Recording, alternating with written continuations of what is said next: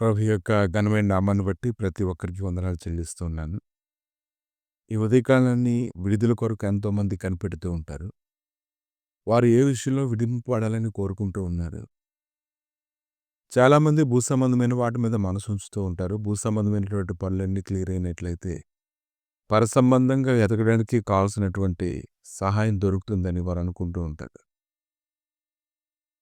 కానీ ప్రభు అయితే చెప్తారు, ఏం తింటామో, ఏం త్రాగుతామో, ఏం ధరించుకుంటామో అని మీరు ఆలోచన చేయకండి కానీ, ముందుగా నీతిని, రాజ్యాన్ని వెతకండి. అప్పుడు మీకు అవన్నీ దొరుకుతాయని ఆయన మాట్లాడుతూ ఉంటారు. ఇంకా ఆయన ఆకాశ పక్షులను చూడమంటారు. అవి ఎత్తుకు కొయ్యి కొట్టులో కూర్చుకోవంటారు. వాటిని ఎలా పోషిస్తున్నానో మీరు చూడండి అంటారు. గడ్డిని చూడమంటారు. గడ్డి పువ్వులు చూడమంటారు. అవి ఎలా అలంకరింపబడ్డాయో చూడమని అతను చెప్తూ ఉంటారు. కనుక ప్రజలందరూ అంటున్నారు, శరీరానుసారంగా ఉండే వాళ్ళందరూ అంటున్నారు, దేవుడు మా జీవితంలో ముందుగా కార్యాలు జరిగిస్తే అప్పుడు మేము ఆయనలోని నిజముగా మేము ఫలిస్తామని అంటూ ఉంటే ప్రభు అంటున్నారు, మీరు ముందుగా దేవుని రాజ్యాన్ని వెతకండి.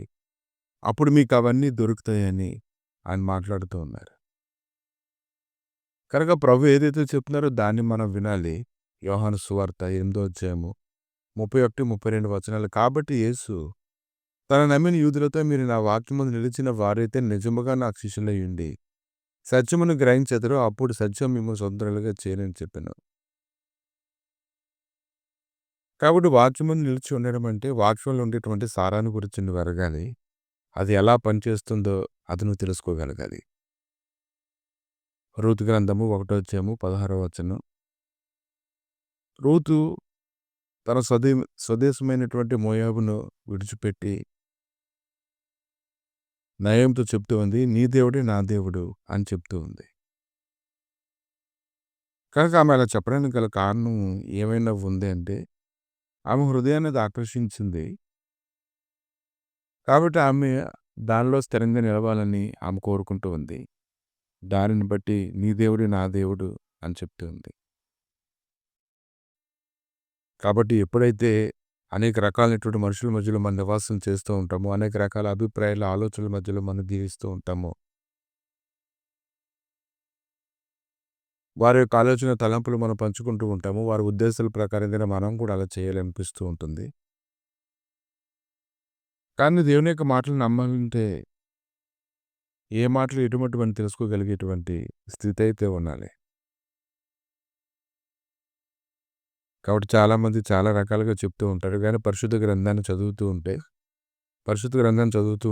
గ్రంథంలో ఉన్నటువంటి సంగతుల గురించి ఆలోచన చేస్తూ ఉంటే, అది వ్యక్తిగతంగా అది తెలుస్తూ ఉంటుంది. దేవుడు ఎలాగా తన కృపని ఇస్తారనేది ప్రతి ఒక్కరు కూడా తెలుసుకోగలుగుతారు. జెఫన్యా 3వ అధ్యాయము 12, 13 వచనాల్లో చూసినప్పుడు, దుఃఖితులకు దీనులను యెహోవా నామమును ఆశ్రయించు జనశేషముగా నీ మధ్యలో నెత్తెను. వారు పాపం చేయరు, అబద్ధం మాటలు, కపటములాడు నాలుక వారి నోట ఉండదు. వారు ఎవరి భయము లేకుండా ఉందురు అనేటువంటి వాగ్దానాన్ని దేవుడు నెరపిస్తూ ఉన్నాడు. కాబట్టి ఆయన వెతకాలి. ఆయన న్యాయ విధులు తెలుసుకోవాలి. దీనత్వం కలిగి ఉండాలి. ఆయన వెతకాలి.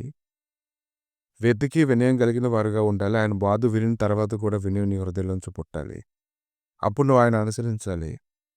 ఖచ్చితంగా ఉగ్రత దినాన మీరు దాచబడతారని మీరు తెలుసుకోగలగాలి. దేవుని యొక్క వాక్యం ఎంత శక్తివంతంగా పనిచేస్తుందో చూడండి. అందుకే ప్రభువు అన్నారు, మొదట మీరు నా నీతిని, రాజ్యాన్ని మీరు వెతికితే అది మీకు చాలా మంచిదని అతను మాట్లాడడం ప్రారంభించారు. కనుక ఈ ఉదయకాలంగానే నువ్వు గాని గ్రహించుకున్నట్లయితే, ప్రతిరోజు ఆ లేఖనాలు తీసి నువ్వు ధ్యానిస్తూ ఉంటే మొదట్లో నీకేమీ అనిపించకపోవచ్చు. కానీ ఒక్కొక్క పరిస్థితి అయినప్పుడు ఎలా ప్రార్థన చేయాలో, ఎలా నీ హృదయాన్ని సమాధానపరుచుకోవాలో, నీ ప్రాణంతో నువ్వు ఎలా మాట్లాడాలో నువ్వు తెలుసుకోగలుగుతావు. అందుకే దావీదు చెప్తున్నాడు, నా ప్రాణమే యెహోవాను సన్నిధించుము. నా అంతరంగమున సమస్తం ఆయన పరిశుద్ధ నామమును సన్నిధించుము. నా ప్రాణమే యెహోవాను సన్నిధించుము. ఇంకా తన ప్రాణానికి ఎన్నో రకాలుగా అతడు మాట్లాడుతూ ఉన్నాడు. దేవుడు తన జీవితంలో ఎలాంటి మేలులు చేశాడు, ఎలా ఆశ్చర్యంగా ఉన్నాడు, అది అతను ఎలా తెలుసుకోగలిగాడు. కనుక దగ్గరికి వచ్చేటువంటి వారు అందరూ ఆ లేఖనాలు వింటారు కానీ దానిలో ఉండేటువంటి సారాన్ని గ్రహించరు. ఎవరైతే ఆ లేఖనాలు వింటారో దానిలో ఉండేటువంటి సారాన్ని గ్రహిస్తారో వారు ఖచ్చితంగా అన్ని విషయాల్లో వారు ఆశీర్వాదకరంగా ఉంటారు. ప్రభా ఈ ఉదయకాలాన్ని సన్నిధిని సమీపించేటువంటి వారందరికీ నీ లేఖలో ఉండేటువంటి లోతుని తండ్రి వారు తెలుసుకొని ముందుకు పరిగెత్తడానికి కను కృప దయచేయండి ప్రభా. నీ సమాధానకరమైన సన్నిధిని నాయన తోడుగా ఉంచి నడిపించి బలపరచండి తండ్రి. ఏ కీడు నాయన ఏ గుడారాన్ని సమీపించకుండా ఉండేలాగా తగినంత శ్రద్ధ తీసుకొని పరిగెత్తడానికి కృప దయచేయమని, మీరే మహిమగంతో ప్రభావాలు పొందమని యేసుక్రీస్తు నామములో అడిగి వేడుకుంటున్నాను తండ్రి. ఆమేన్.